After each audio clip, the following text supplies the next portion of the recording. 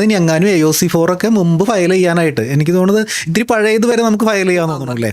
അപ്പോൾ ചിലപ്പോൾ ഇപ്പോൾ 2020-ലോ 2021-ലോ 2022-ലോ ഒക്കെ അതായത് സ്ട്രൈക്ക് ഓഫ് ചെയ്യാത്ത കമ്പനികളാണ്, ലൈവായിട്ട് നിൽക്കുന്ന കമ്പനികളാണ് എന്നുണ്ടെന്നുണ്ടെങ്കിൽ ഫയൽ ചെയ്യാനായിട്ട് വിട്ടുപോയിട്ടുണ്ടെങ്കിൽ, ഇപ്പോൾ AOC4 വിട്ടുപോയിട്ടുണ്ടെന്നുണ്ടെങ്കിൽ ഇപ്പോൾ എനിക്കൊന്ന് വലിയ ഫൈൻ ആയിരിക്കും തോന്നുന്നില്ലേ വരിക? എത്ര രൂപയാണ്, എങ്ങനെയാണ് അതിൻ്റെ ഫൈൻ വരുന്നത്? ഫൈൻ വരുന്നതെന്ന് വെച്ചാൽ നമുക്ക് നോർമലി AOC4 ഫയൽ ചെയ്യേണ്ടത് AGM നടന്നത്, അതായത് ഫിനാൻഷ്യൽസ് അപ്രൂവഡ് ആയി, ഷെയർ ഹോൾഡേഴ്സ് അപ്രൂവ് ആയി ചെയ്ത് കഴിഞ്ഞ് 30 ഡേയ്സിനുള്ളിലാണ് നമ്മൾ ഈ AOC4 ഫയൽ ചെയ്യേണ്ടത്.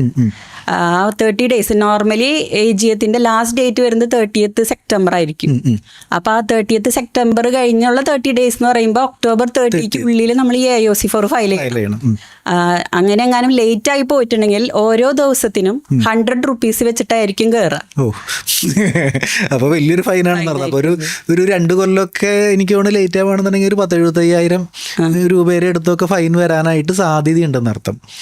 അപ്പൊ എന്താ ഇപ്പൊ റിലാക്സേഷൻ, ഇപ്പൊ എന്താണ് ഇപ്പൊ നമുക്ക് റിലാക്സേഷൻ എന്ന് പറയുന്നത് നമുക്ക് 90% ഫീ വേവർ ഉണ്ട്. അതായത് 10% മാത്രം നമ്മൾ അടച്ചാൽ മതി. ഇപ്പൊ സാറ് പറഞ്ഞ പോലെ 75,000 എന്ന് പറഞ്ഞാല് നമുക്കൊരു 7,500 അത്രയൊക്കെ ഇപ്പൊ പേയ്മെന്റ് ചെയ്ത് നമുക്ക് ആ ഇയറിലെ AOC4 കംപ്ലീറ്റ് ചെയ്യാൻ പറ്റും. ഓ, അപ്പൊ അതൊരു വലിയൊരു റിലാക്സേഷൻ ആണ് സത്യം പറയുകയാണെങ്കിൽ. 75,000 രൂപയ്ക്ക് പകരം 7,500 രൂപ അടച്ച് നമുക്ക് വേണമെന്നുണ്ടെങ്കിൽ ആ ഒരു നോൺ കംപ്ലയൻസ് ശരിയാക്കാം. പിന്നെ അങ്ങനെ ഫയൽ ചെയ്ത് കഴിഞ്ഞാൽ വേറെ പ്രശ്നങ്ങളൊന്നും വരില്ല. അത് റെഗുലർ ആയ പോലെയാണ് അർത്ഥം.